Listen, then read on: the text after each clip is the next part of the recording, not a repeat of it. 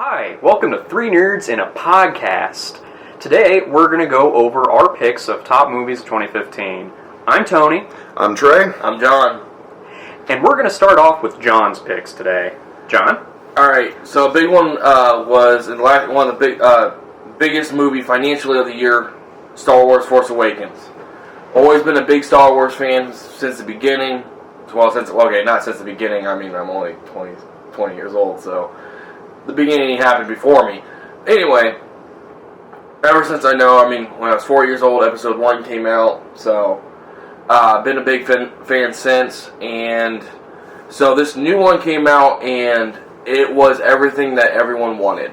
It didn't disappoint. It, had all our old favorites from the first three episodes, first three movies, not first three episodes. Han, Leia, and it was emotional. It was, Yeah. It was a heartbreaker at the end, and it was a really good movie. Did you have any problems with the movie? Like, you personally? Not really. I was pretty satisfied with the movie. Sorry, go ahead. I didn't like the actor of Kylo Ren. I didn't like him. Really? He reminded me too much of a young Anakin Skywalker. And I don't... Now, the character of Kylo Ren is pretty badass. His character. But his actor, he made it seem such a bitch. A whiny little kid. Yeah, but he was actually pretty badass, though, too. But the character was. But the actor, I don't think so. When he was in the mask, he was badass.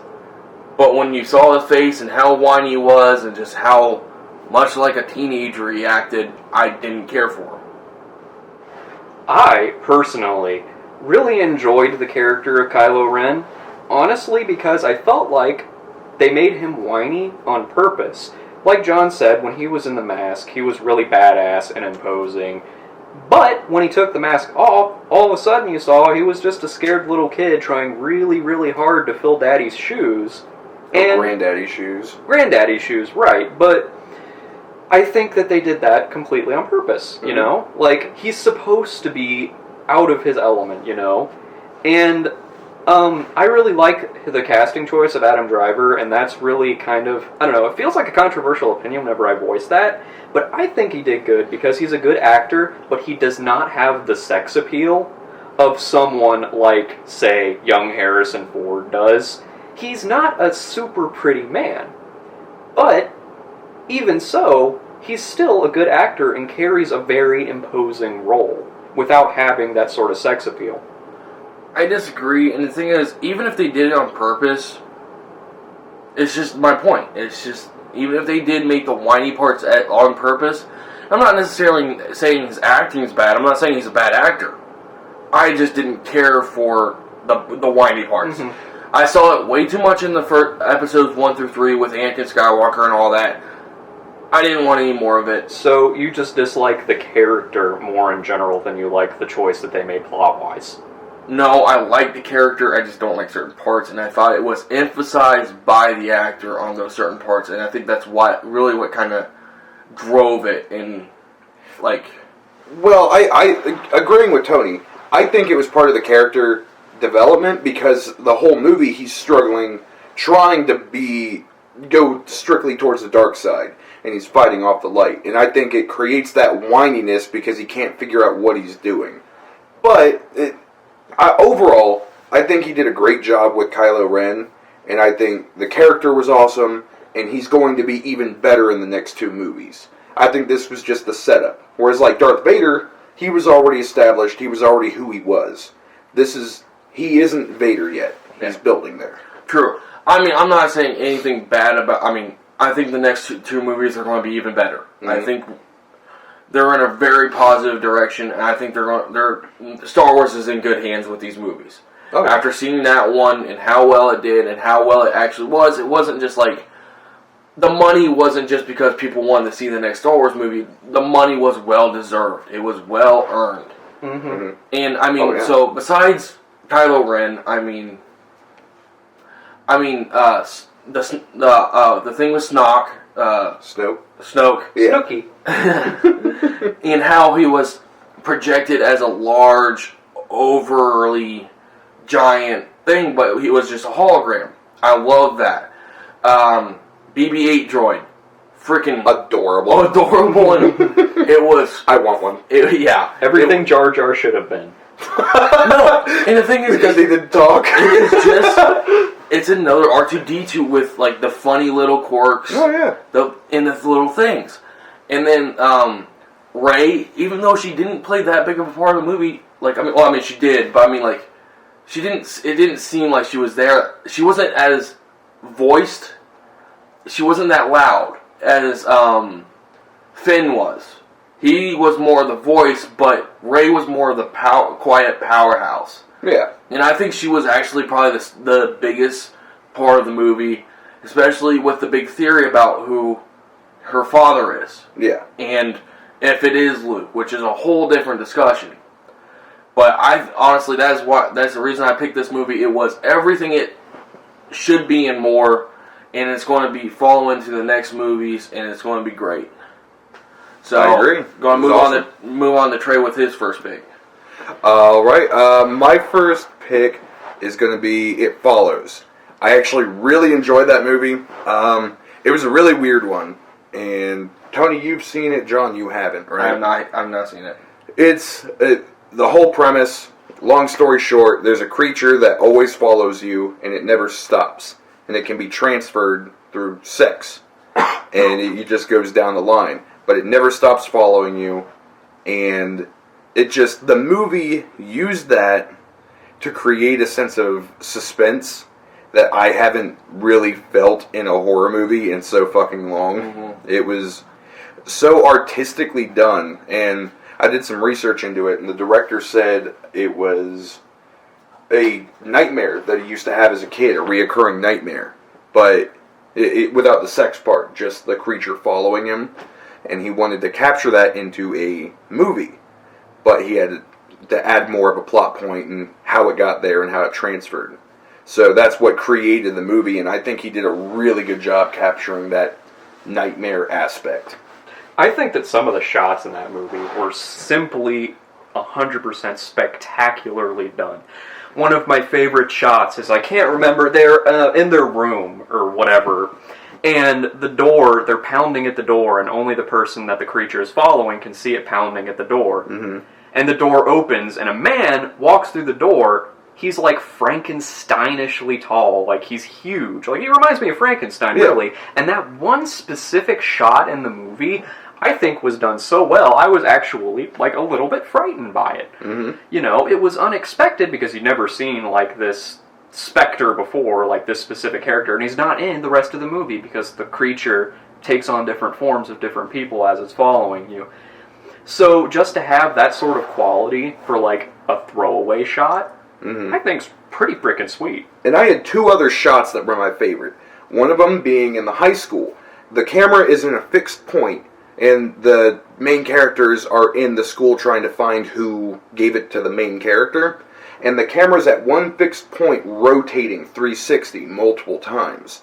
And it will show them and then go around, and then it shows the courtyard, and you just see a dot. And it's a student. And then it goes back to them, comes back around, that dot's closer. You can see the girl clear as day, just walking straight towards the camera. Then goes right back around to them, and it just keeps doing this, showing them get closer and closer. And you see the threat coming, but they don't know it's coming, and just the fact that it shows that. And the other scene, they're sitting out in the middle of a field just talking. Once they find the guy they were looking for, they're sitting in the field, and again you just see the dot get closer and closer, and the guy sees it and slowly starts freaking out just by his bodily motions. You can tell he's having a panic attack, like he just sees it coming. And eventually he's like, "Do you guys see that?" Because nobody but they can see it. The people who have had it can see the creature. And they all turn, they're like, yeah. And it was just someone walking by. But it was just a suspenseful trick, and it was the movie was just so artfully done. Mm-hmm. I loved it. It was phenomenal. I'm glad that you mentioned the courtyard scene, because I was about to, and I was totally going to steal your thunder with that, because that was another shot that I really liked. I really like how they spun around, because it created the feeling of disorientation without actually being disorienting. Oh, yeah. You know, and I think that's really important for clarity.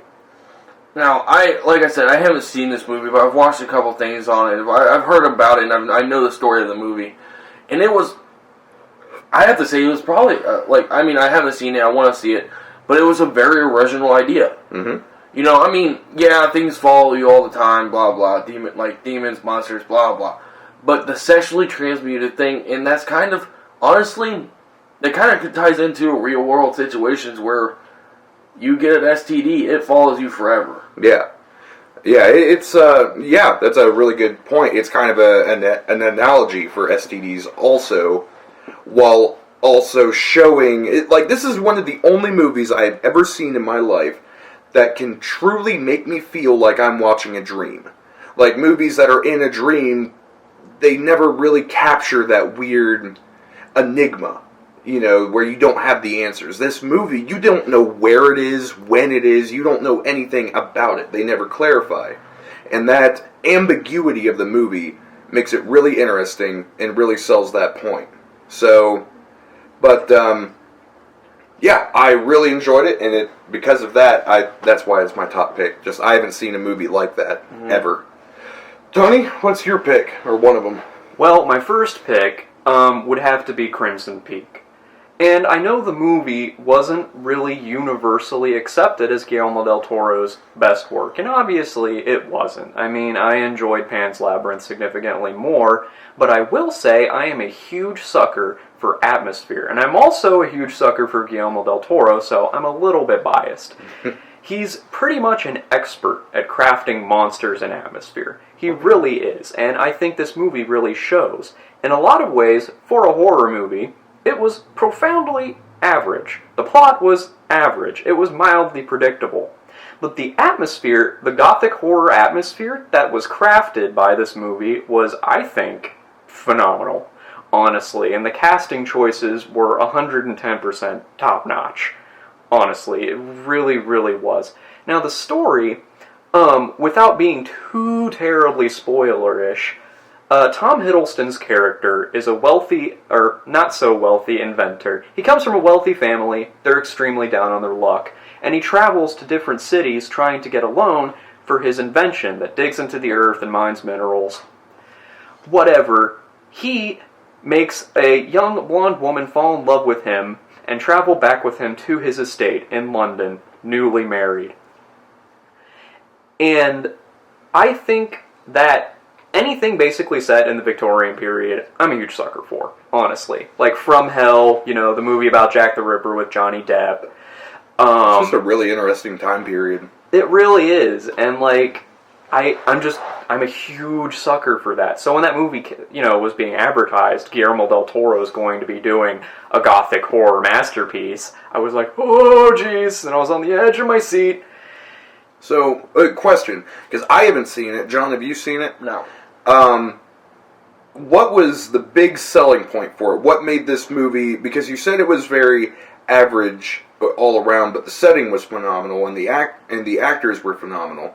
But what would you say, like a certain scene or something that sold you on this movie to make it in your top list for this year? Well, there were a few scenes. Overall, I think the biggest selling point for this movie and why you should watch it would be the atmosphere. I think, like I said, I keep saying it's so 100% top-notch. It really makes you feel that mysterious feeling of a gothic fairy tale, you know?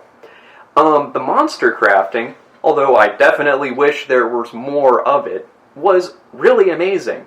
Like, the red wax monsters that were running around, I don't know if it was wax, I don't really care, it looked like wax.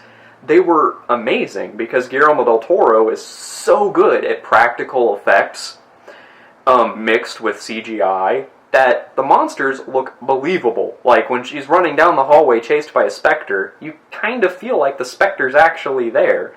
Seeing someone get axed in the head looks like, you know, it's visceral, it's real feeling.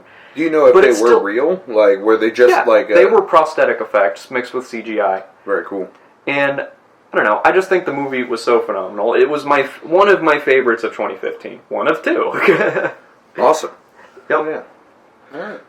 John? So back to me with my second pick. A lot of people are going to argue with me about this. Is I didn't see a lot of movies for 2015, so I just kind of had to go with one of them I saw. The second best one I saw was Age of Ultron. Now, a lot of people are saying it wasn't that great of a movie. There was too much going on. It felt very very much like a comic book on how much it jumped around and how much it covered. Like, it was very just frame. It was very just not so. I don't know. It definitely had a very interesting vibe of its own. Yeah. And it definitely... You can tell that they were trying to take more influence from the comics for it. Yeah. That's for sure. But yeah, there were the problems with they were trying to start too much. They were trying to lead into Civil War, Black Panther, and all this other stuff. And yeah, that was the bad. But let's look at the good part. Good parts. James Spader as Ultron, voiced incredibly. Phenomenal. Just the voice acting was impeccable. I mean, yeah, you didn't see him that much, but the lines he delivered were great. Like the speech at Avengers Tower was awesome. The Pinocchio song while he's flying the jet. Yeah. Oh, Yeah. I really love that they had that in the advertising too. Really awesome. And it was he did a very good job. And as far as the other Avengers, they touched more on Hawkeye's just personally, like his personal life. And I thought it brought more character to Hawkeye, because Hawkeye's kind of one of those characters you could throw out and no one would really care. He kind of needed the extra backstory. Yeah. So it brought a little bit more care to his character, so you didn't just think like, oh, whatever, it's Hawkeye. He could die and we wouldn't care. But at the end of the movie, where he's about to die, and Quicksilver saved him, you were actually relieved. Sad at the same time because Quicksilver died, And supposedly. he was phenomenal. What was it, Aaron Johnson? I don't His name? remember. I didn't care I about forget. Quicksilver. I Really? wasn't sad when he died. He had so little character development that I just felt like, But you he's didn't dead. see that coming? Yeah, like he's dead. And I I also liked have to disagree slightly with the Hawkeye's characterization. I thought it was necessary to do, but I feel like it didn't succeed in doing what it was trying to do. I still don't care about Hawkeye. Like, if him or Quicksilver had died at that moment, I would have been like, oh, okay. Well, and I felt like that slow period in the middle of the movie, the whole time while they're at the farm just talking, I was so bored. I wanted them to go do something, but they weren't. It felt like it was just a lull in the movie I felt didn't need to be there. And you're allowed to disagree with me on that. That's just my personal opinion. Well, I am going to completely disagree with you, because it did so much. And like I said, this movie, honestly, yeah, it was...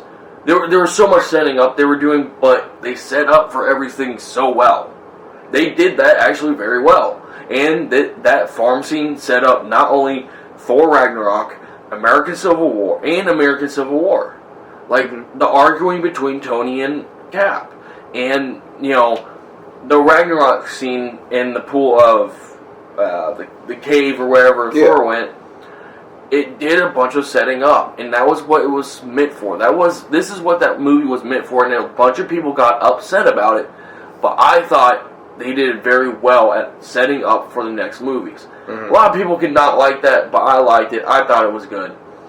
And I thought it was an enjoyable movie. I just think it lacked the, I don't know, just the energy and the pizzazz, I guess, of the first movies. well, But it wasn't bad. what I'll say about that is the first Avengers wasn't setting up for anything. The first Avengers was where everything came together to introduce the Avengers.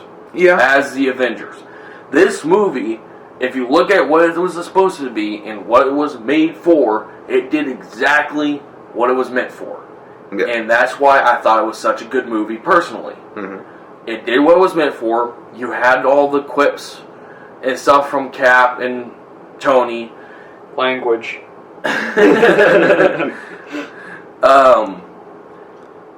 All the funny parts with the Hulk, smashing Ultron around. James Spader was awesome. I thought as a movie and what it was made for and what it was supposed to be was on point. That's why I thought it was a good movie. People can disagree with me, but that's where I stand. On over to Trey for his next pick. My next pick is Mad Max Fury Road. I've been a big Mad Max fan for the last few years. I was kind of a late bloomer into the franchise, but I think it was phenomenal. It definitely was a different kind of movie. It didn't have the same vibe as the original 3 movies, but it captured its own presence, its own take on Mad Max. And with them having the video game coming out, it didn't directly tie into the movie, but it kind of expanded on that. And if you played the game and watched the movie, they went well together. It kind of gave you a sense of that world. But as for just focusing on the movie, I thought they did a really good job at setting it up. The basic plot points of the movie, they hit everything perfectly. Had its nice build-up introduction for all the characters, and the action of the car fighting scenes are just always fucking awesome. I mean, I've seen quite a bit of the movie. I haven't seen the whole movie in its entirety, but I've seen a lot of it and what it is, and it was a fantastic movie. I mean, and how practical and what all the real effects of the movie aren't it's not CGI. It's not a CGI movie. There is some CGI in it, but it wasn't they're all real effects. But CGI was used to enhance the surroundings, not make. Yeah, there was a lot of CGI in it, but because of the practical effects that they used, it was so much more sellable because they banked on the things that CGI is good at. CGI is really good at background objects and static effects. Mm-hmm. Where CGI fails is when they try to use CGI to entirely create a new animal or moving creature or thing. One of the reasons why Jurassic Park, the first one, did so well and other ones didn't do so well is because of the practical effects. If you have an actual prop on scene that you can look at and interact with, it sells it a whole lot more because there are a lot of subtle things that, people interacting with objects pick up on. Say, for instance, I'm talking to a person, I make eye contact, my eyes might dart back and forth between their eyes. A CGI monster? I might not do that because I'm not looking at a real thing. But Mad Max, what they used CGI for was fantastic. The sandstorm was beautiful. Oh, it was amazing. That scene was so visually appealing. It was amazing. I remember just sitting there and watching that scene just in awe. It was beautifully done. The music in the background fit it perfectly. And it was so quotable and relatable. The war boy, the main character war boy, I can't remember his name. He's played by the guy who was in Warm Bodies. I can't remember his name off the top of my head, but he did fantastic in that role. He was great. And it's so quotable. It's an amazing movie, honestly. It really is. The character design was fantastic. Furiosa was badass, Mm-hmm. Yeah, and they paid so much attention to detail. With the people on the stilts in the swamp area or whatever in the part of the desert. Yeah. And that was just completely unnecessary. Completely different. They could not have been there and it wouldn't have mattered. But you were in and out of that scene in a minute. Yeah, with them being there, it just added that little bit. And then one of my favorite things of the movie is the guitar guy. Oh yeah. It was surreal, but it was surreal in such an amazing way that everything just felt natural. Yeah, and bringing up another point, this Tom Hardy. Fantastic actor. He's no Mel Gibson, and his version of Max is not the version of Max that is in the original 3. He's a different Max altogether. That being said, I like it. I really like his interpretation of Max. And it's... The cool thing with Mad Max is there's no set timeline, there's no set setting. So, technically, this Max could have been, 10 years before Thunderdome. You know what I mean? Right. And you never know, but he was so good as as Max, and I'm looking forward to see what else they come up with for the franchise. Tom Hardy is a fan-freaking-tastic actor, and he plays one of the lead roles in my pick. Mm-hmm. Are you finished? Yeah, go ahead. Yeah. Okay. My second pick of 2015 is The Revenant, and I just saw it recently because it just came out recently. And even though it was technically released in 2016, it's being included in all of the 2015 movie awards, the Oscars, etc., etc. For all intents and purposes, it is a 2015 movie. And I have to include it because it is the best movie I have seen in a very long time. The things about this movie that I enjoy are, well, first and foremost, the cinematography is fantastic. If you haven't seen it, watch it in the theater while it's still there, because it is worth the money. It's a beautiful, beautiful movie, crafted all in natural lighting, which is hard as hell to do. Mm-hmm. The long shots in it were spectacular. The scene at the beginning where the Indians attack the fur trading outpost, or whatever it was all done in one long, amazing shot. It was literally like a colonial version of the opening scene to Saving Private Ryan, and it was fantastic. The way that they followed around individual characters until they died, and then followed around their killer until he died, was all done in one shot. It was so fantastic. How long was the shot? I haven't seen it. It was a very long shot. I want to say 15 to 20 minutes. Awesome. Kind of like how Gravity had that one shot for, I think it was 20 minutes. It was a very long shot, all done continuously with practical effects in natural lighting. That's amazing. It was amazing. It was a long movie, but every moment of that movie felt completely necessary to the entire plot. The character design was fantastic.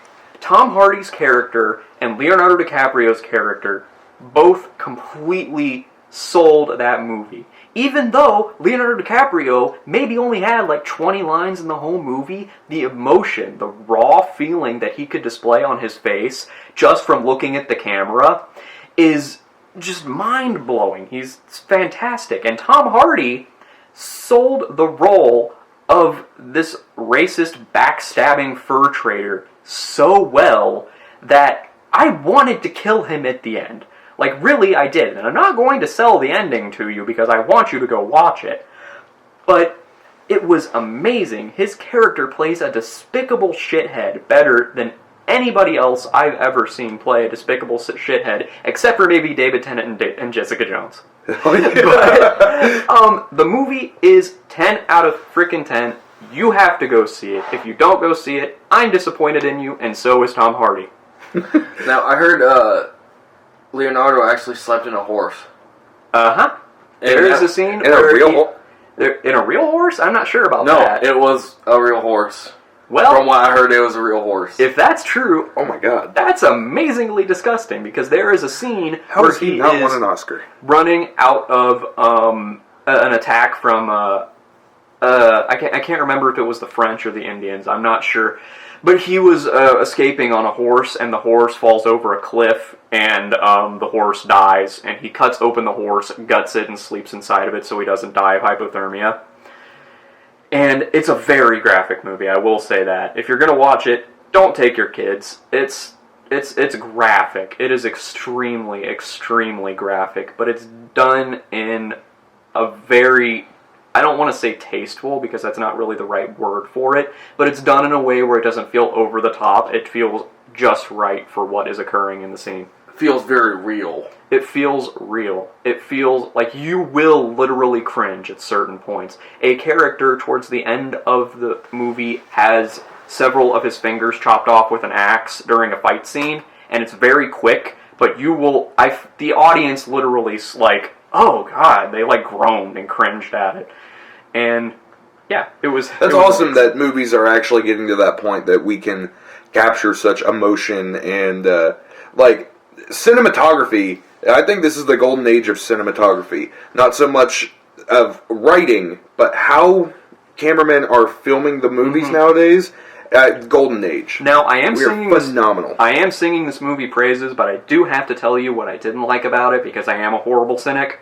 There were a few scenes that I felt were completely unnecessary in terms of, like, the spirit world. Like, there were scenes that were rather campy. I remember one scene in particular that was jarring because it was Leonardo DiCaprio's dead wife hovering over him in a field, and I almost, like, giggled at that scene just because of how, like, weird it looked. And I think it was so jarring because the rest of the movie was done so masterfully that having one scene that's just a little bit below par is just like, oh, okay. You know, average is shit when it's surrounded by such amazing movie, you know? Yeah. Now, I was going to say about Leonardo and how he acts and how, like, real he does things is in the movie Django Unchained, when he slammed his hand on the table and, like, it started bleeding and he wiped it over the girl's face, that was real. Yeah, that was real. That wasn't he accidentally fake at cut all. himself. Yeah, he actually cut himself and wiped his blood over that girl's face. And he kept going with it, too. Yeah. No, He is one of my favorite actors ever, hands down, because of his raw emotion. I like Leonardo DiCaprio, but I will say that there is a difference between method acting and actually living the role so you don't have to act. Now, Leonardo DiCaprio typically falls under more of the method actor category because he's actually good at what he does, but there's other people, like, say, Shia LaBeouf, who, like, didn't shower for months on end while filming Fury, and, like, it was completely unnecessary for him to do that. I didn't hear about that. Yeah, no, he did. Like, they actually didn't really want to be in the tank with him because he smelled so bad. Well, he's crazy, so... Yeah, so... That being said, I still love Shia LaBeouf. If you cut your hand while you're filming a scene... Take a cut, like, clean that up, and, like, go use fake blood. Like, come on, man, don't do that. I don't know. I think that adds to the scene. I think it does, too. Like, what if he had AIDS? Anyway, that is a good point. I love you, Leo. You don't have AIDS. It's okay. Alright, that's going to wrap up our episode of 3 Nerd Podcast. Yep. Yep. See you next time, folks. Yep.